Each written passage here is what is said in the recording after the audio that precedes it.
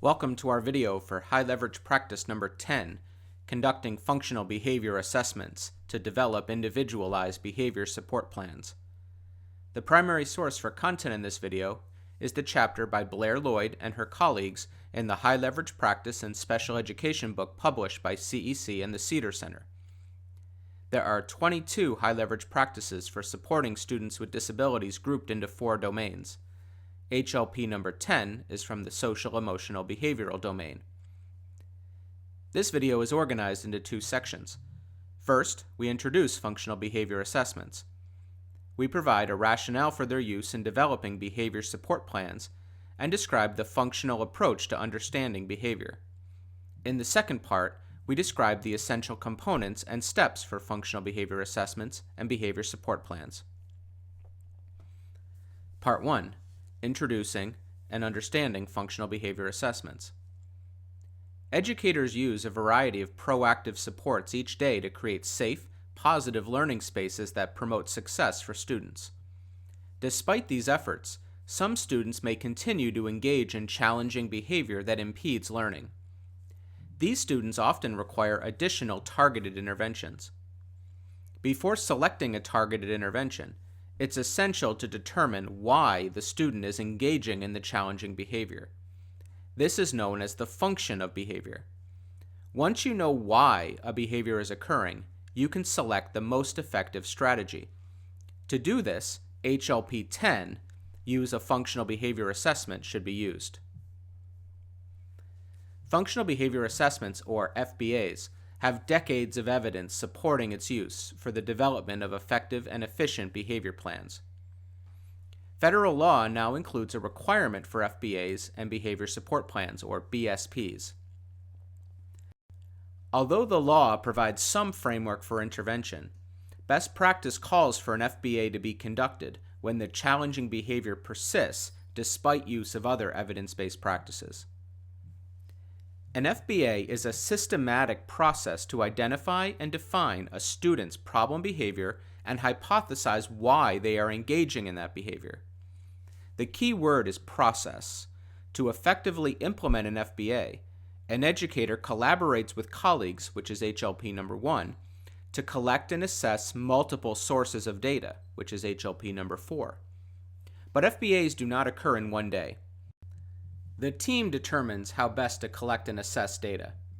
We discuss types of assessments in part 2 of this video.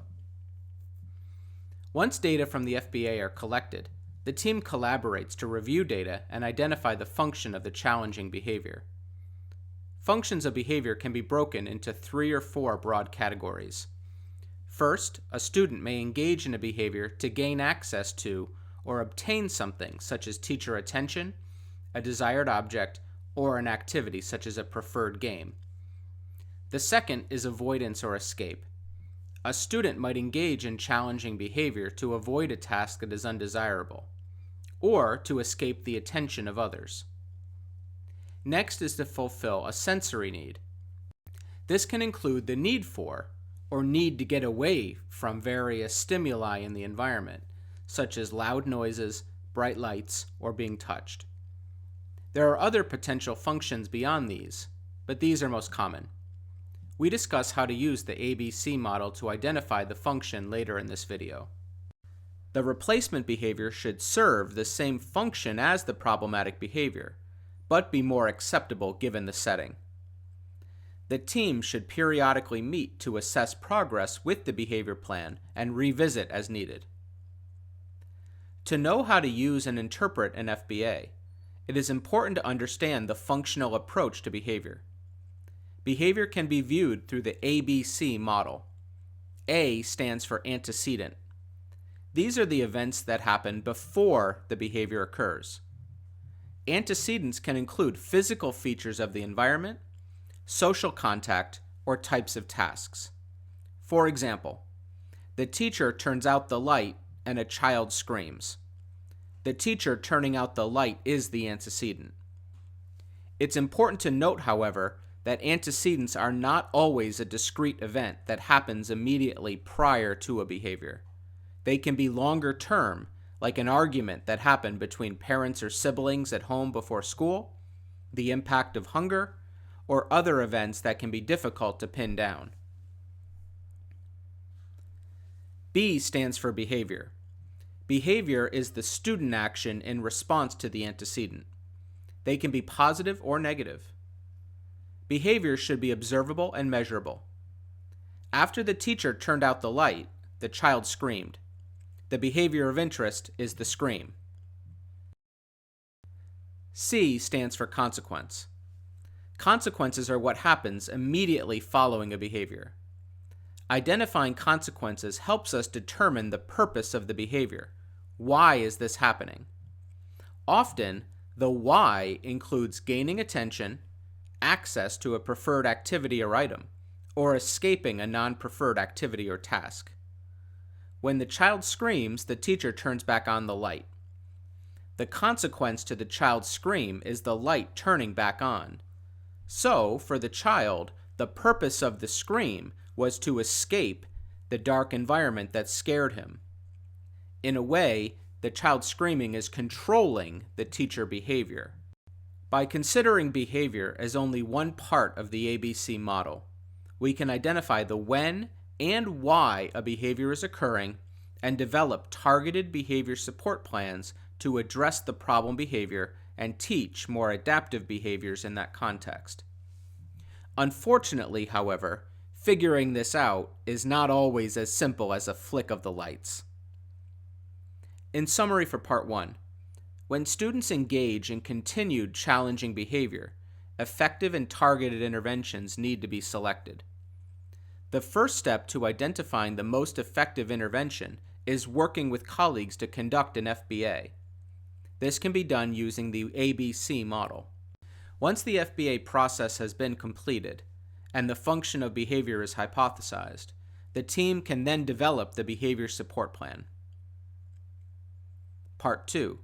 Essential components of functional behavior assessments and behavior support plans. In this section, we look at the essential components for conducting an FBA, as well as the steps for writing an effective behavior support plan. There are three main components to completing an FBA. The first is to identify and define the target problem behaviors. Definitions should be specific, observable, and measurable. For example, a teacher may describe a behavior as defiance. To define the behavior, provide explicit examples and non-examples. For example, saying no and walking away from the teacher when given a direction provides a clearer picture of what the behavior looks like. The second component is collecting data on the behavior and the situations in which the behavior occurred. Data collection for an FBA includes indirect and direct assessment measures. Indirect assessments gather data on people's perceptions of the behavior and why it is likely occurring. These can include interviews and anecdotal reports from family members, general education teachers, and others. Direct assessment includes observations of the student in the environment of interest. Data can be collected through informal note-taking or through more formal, structured forms such as an ABC chart. The final component is to interpret data to understand why and in what circumstances the behavior is occurring.